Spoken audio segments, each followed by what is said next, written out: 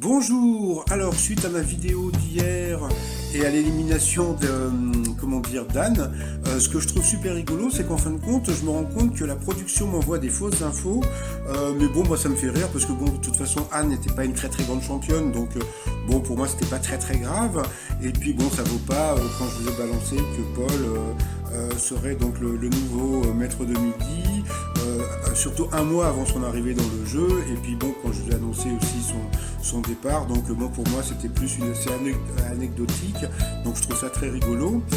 Sinon, comme je vous ai dit, donc les tournages reprennent aujourd'hui, donc ils ont commencé ce matin, depuis 10h45, donc voilà, si vous étiez dans le public et puis vous voulez me balancer des infos, de toute façon, vous pouvez aller sur me laisser des messages sur étoile2midi.outlook.fr.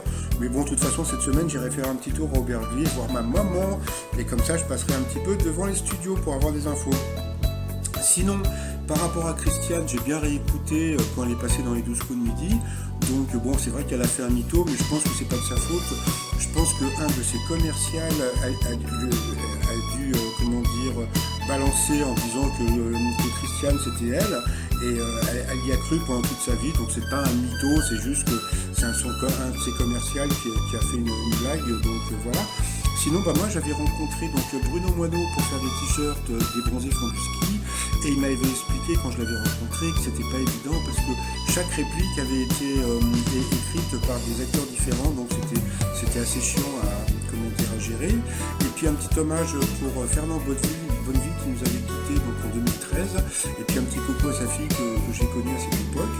Donc voilà. Sinon, alors pour celles et ceux qui veulent connaître les masques de ce masque Singer, donc Kelly Vedovelli a balancé un tweet il y a 2-3 jours où elle donne tous les noms, etc. Donc je vous mettrai un lien sous la vidéo si vous voulez savoir qui se trouve dans les masques de l'émission. Sinon, Jean-Luc Reichmann a balancé ce message que j'ai trouvé assez bizarre. Hier, les 12 comédies commencent à 1,1 million.